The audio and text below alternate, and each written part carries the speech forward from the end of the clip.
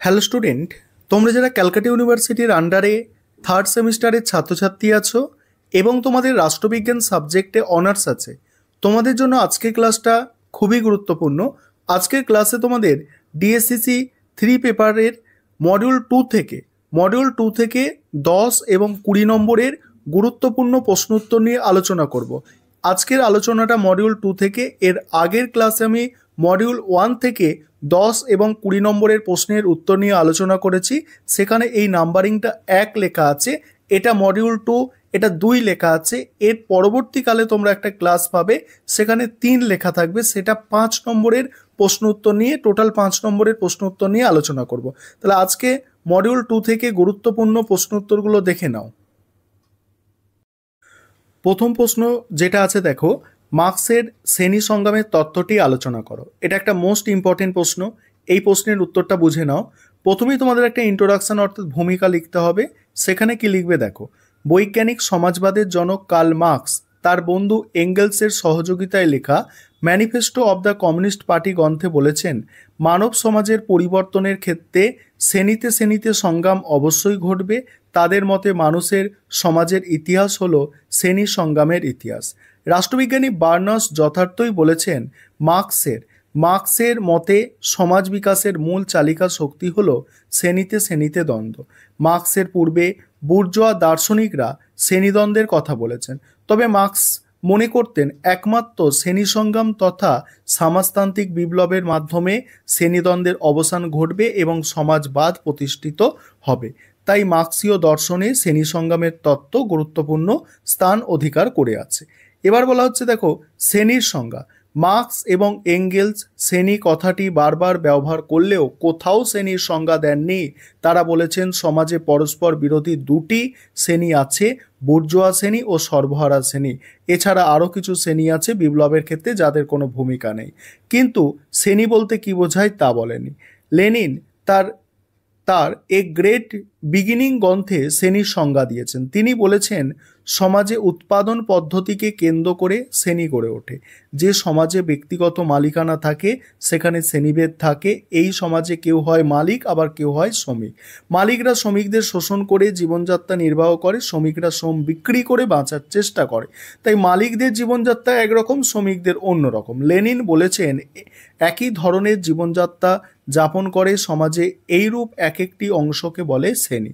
উদাহরণস্বরূপ বলা যায়, সমাজতান্ত্রিক সমাজে সামন্ত প্রভুরা একই ধরনের জীবনযাপন করত। তারা ভূমিদাসদের কাছ থেকে ফসল আদায় করে বিলাসবহুল জীবনযাপন করত। তাই সামন্ত প্রভুরা ছিল শোষক শ্রেণী আর ভূমিদাসরা ছিল শোষিত শ্রেণী।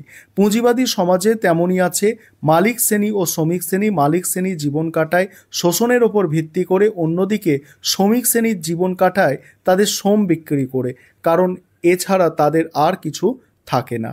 এবার বলা হচ্ছে বিভিন্ন সমাজ ব্যবস্থায় শ্রেণী সংগ্রাম। এখানে দেখো কি বলা হচ্ছে, মার্কস বলেছেন যে সমাজে উৎপাদন ব্যবস্থাকে কেন্দ্র করে বিভিন্ন শ্রেণী থাকে।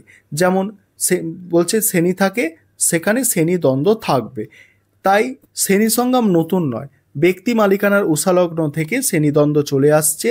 মার্কস এবং এঙ্গেলসের লেখা manifesto of the communist party গ্রন্থের প্রথমেই বলেছেন, আজ পর্যন্ত মানুষের সমাজের ইতিহাস হলো শ্রেণী সংগ্রামের ইতিহাস। একমাত্র আদিম সাম্যবাদী সমাজকে বাদ দিয়ে দাস সমাজ ব্যবস্থা থেকে শুরু করে শোষক ও শোষিতদের মধ্যে সংগ্রাম ধারাবাহিকভাবে চলে আসছে।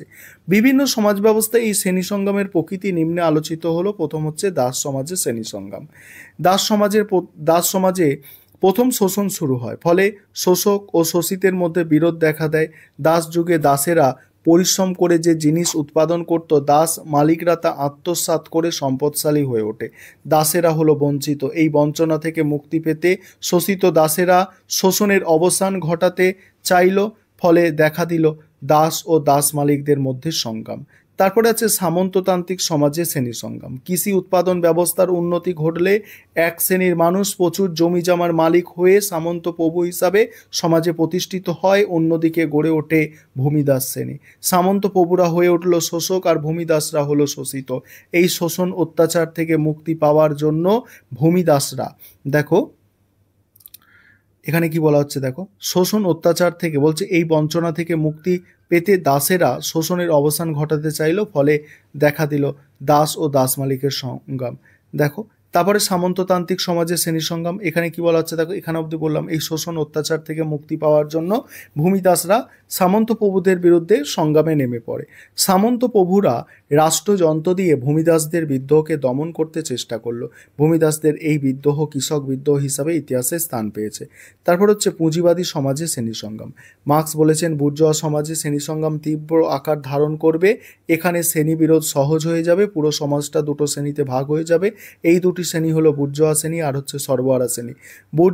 বুর্জোয়া মালিক শ্রেণী উদ্বৃত্ত মূল্য আত্মসাৎ করে প্রচুর সম্পদের অধিকারী হবে, অথচ এই উদ্বৃত্ত মূল্যের শ্রমিকদেরই প্রাপ্য। তারা তা না পেয়ে অসন্তুষ্ট হবে। তাদের অসন্তোষকে দমন করতে মালিক শ্রেণী অত্যাচার চালাবে। অত্যাচারের ফলে শ্রমিক শ্রেণী সংগ্রামমুখী হয়ে উঠবে। তারা অনুভব করবে যে মালিক শ্রেণীর বিরুদ্ধে সংগ্রামের মাধ্যমে শোষণের অবসান ঘটানো যাবে। এই চেতনা তাদের মধ্যে ঐক্য আনবে, ঐক্য বিপ্লবকে ত্বরান্বিত করবে। সমাজতান্ত্রিক বিপ্লবের পর সর্বহারাদের একনায়কতন্ত্র গড়ে উঠবে। তারা রাষ্ট্রযন্ত্র দিয়ে প্রতিক্রিয়াশীল শক্তিকে নির্মূল করতে শোষণের অবসান ঘটাবে। শোষণের অবসান ঘটলে রাষ্ট্রের অবলুপ্ত হবে এবং শোষণহীন সাম্যবাদী সমাজ গড়ে উঠবে। সমালোচনায় কি বলা হচ্ছে, বিভিন্ন দৃষ্টিকোণ থেকে মার্ক্সের শ্রেণী সংগ্রামের তত্ত্বটি সমালোচিত হয়েছে। প্রথমত এবারে এই সমালোচনার পয়েন্টটা দেখে নাও, এগুলো লিখতে হবে তোমাদের। সমালোচনার 4টে পয়েন্ট আছে, 3টে দিলেও তোমাদের চলবে। মূল্যায়নটা দেখো, তারপরের প্রশ্নটা আমি আলোচনা করছি। পরের প্রশ্ন মোস্ট ইম্পর্টেন্ট প্রশ্ন, এগুলো হচ্ছে সবথেকে গুরুত্বপূর্ণ প্রশ্ন। আর কিভাবে উত্তর ভালো করে গুছিয়ে লিখবে দেখে নাও। প্রশ্নটা আছে মার্ক্সবাদী চিন্তায় কমিউনিস্ট পার্টি সম্পর্কে লেনিন ও রোজা লুক্সেমবার্গের বিতর্ক আলোচনা করো। এই প্রশ্নের উত্তরটা নিয়ে আলোচনা করব। তার আগে যে বিষয়টা তোমাদের বলার আছে, তোমাদের জন্য অনলাইন কোচিং ক্লাস চলছে। তোমরা যদি কেউ অ্যাডমিশন নিতে ইচ্ছুক থাকো, নিচে যে নম্বরটা দেখতে পাচ্ছ এই নম্বরে যোগাযোগ করে পরবর্তী 4 সেমিস্টারের জন্য অ্যাডমিশন নিতে পারো। অর্থাৎ তোমরা 4 সেমিস্টারে জানো 4টে পেপার আছে, ঠিক আছে। তোমাদের ডিএসসিসি পেপার 4টে পড়তে হবে, অনেক বড় সিলেবাস। তোমরা যারা অ্যাডমিশন নিতে ইচ্ছুক আছো নিচের নম্বরে যোগাযোগ করে অ্যাডমিশন নিতে পারো। আমাদের 4 মাসের কোর্স, অর্থাৎ 4 মাসের মধ্যে তোমাদের সিলেবাস কমপ্লিট করানো হবে। দেখো এবারে কি বলা হচ্ছে দেখো, মার্ক্স এবং এঙ্গেলস ইতিহাসের বস্তুবাদী আলোকে বলেছেন সমাজের ক্রমবিকাশে পুঁজিবাদের আবির্ভাব ঘটবে।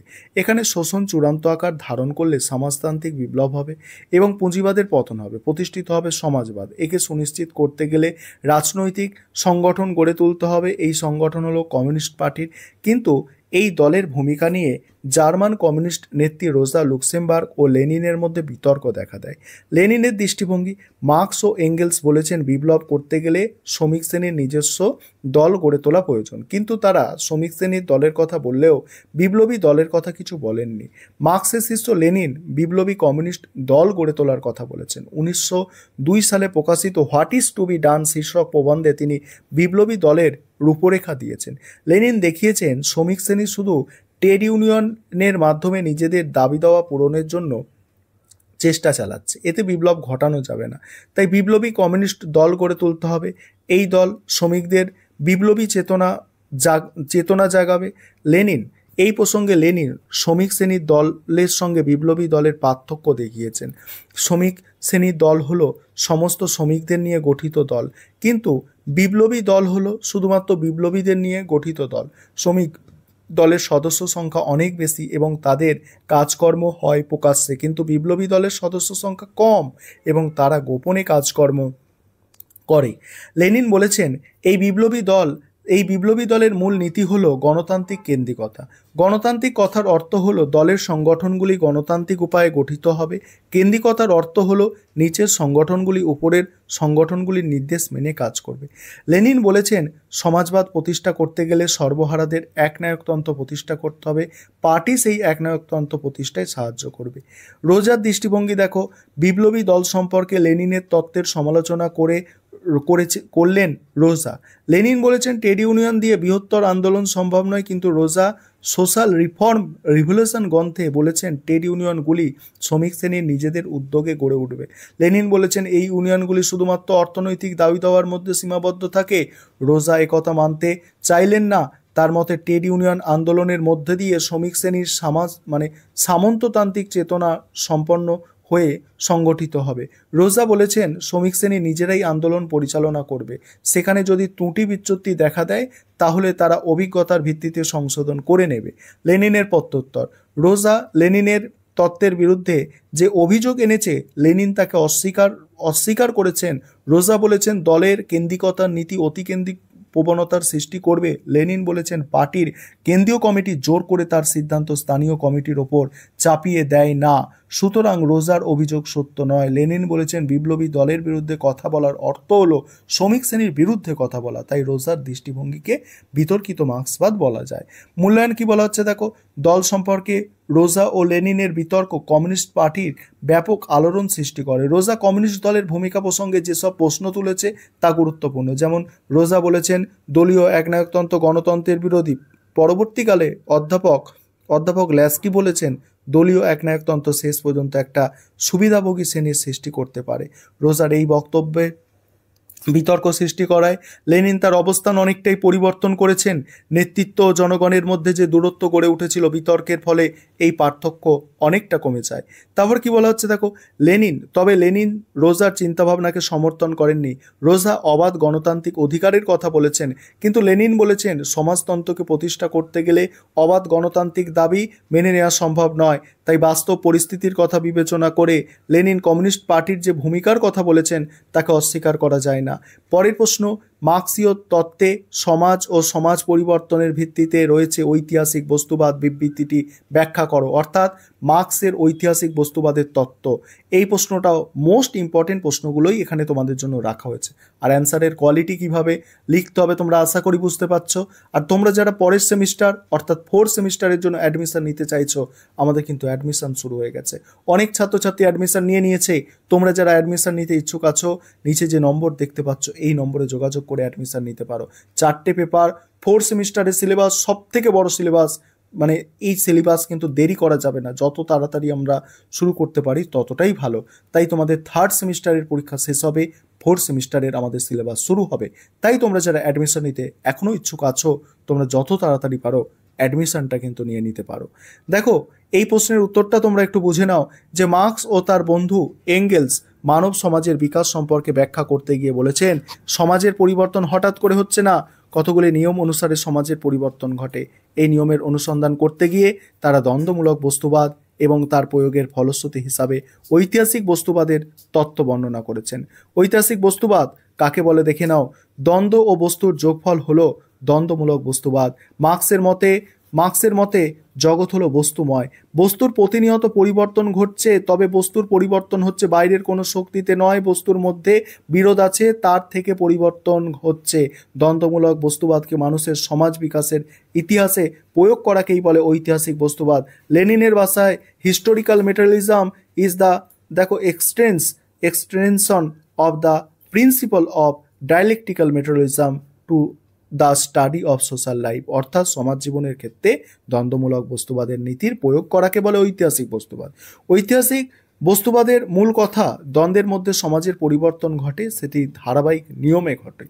তারপরে কি বলা হচ্ছে দেখো, বুর্জোয়াদের মতে ইতিহাস হলো কতগুলি বিচ্ছিন্ন ঘটনার বিবরণ। এখানে রাজায় যুদ্ধ, রাজায় যুদ্ধ, কোন রাজা কতদিন কিভাবে রাজত্ব করেছেন, কিভাবে রাজত্ব হারালো তার বিবরণ থাকে। কিন্তু মার্ক্স বলেছেন ইতিহাসের কোনো ঘটনা বিচ্ছিন্ন নয়। এই ঘটনার একটি ঘটনার সঙ্গে অন্য ঘটনার নিবিড় সম্পর্ক আছে।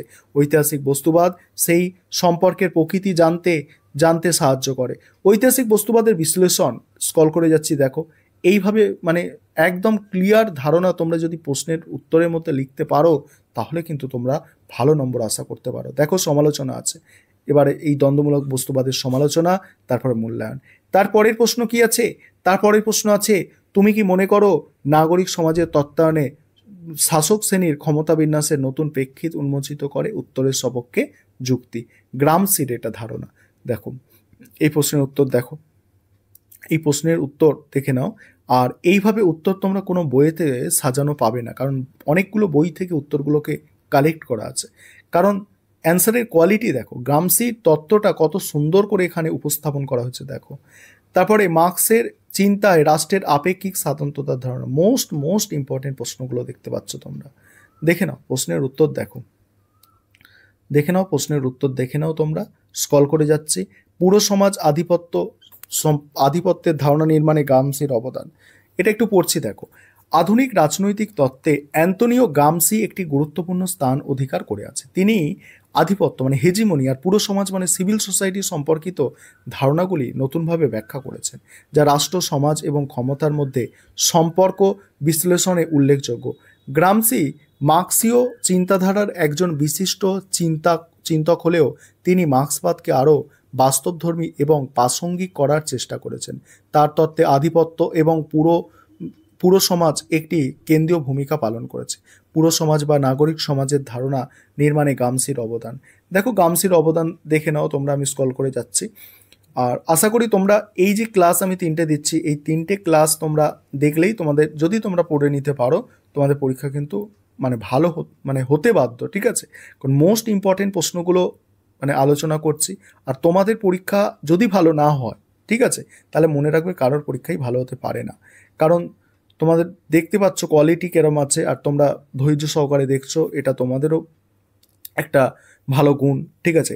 পরের প্রশ্ন, মার্ক্সের দ্বন্দ্বমূলক বস্তুবাদের মূলনীতি। দেখে নাও দ্বন্দ্বমূলক বস্তুবাদের মূলনীতি, এখানে যে পয়েন্টগুলো দিতে হবে, উদ্ভব ও বিকাশ। তারপরে দ্বন্দ্বমূলক বস্তুবাদের মূল প্রতিপাদ্য বিষয় আছে। তারপরে আছে দেখো দ্বন্দ্বমূলক বস্তুবাদের মূল নীতিগুলো আছে। 1 নম্বর হচ্ছে বৈপরীত্যের মধ্যে ঐক্য সংঘাত, ঠিক আছে? এইভাবে তোমাদের কিন্তু উত্তরগুলো সাজাতে হবে। আবারও বলছি, তোমরা যারা পরবর্তী সেমিস্টারের জন্য অ্যাডমিশন নিতে চাইছো, যত তাড়াতাড়ি তোমরা পারো যোগাযোগ করবে। আর পরের ক্লাস থেকে তোমাদের কিন্তু 5 নম্বরের প্রশ্নের উত্তর আলোচনা করবে। এটা 2 নম্বর পার্ট হলো, 3 নম্বর পার্টটা এবার তোমরা দেখে নেবে, তারপরেই তোমরা পরীক্ষা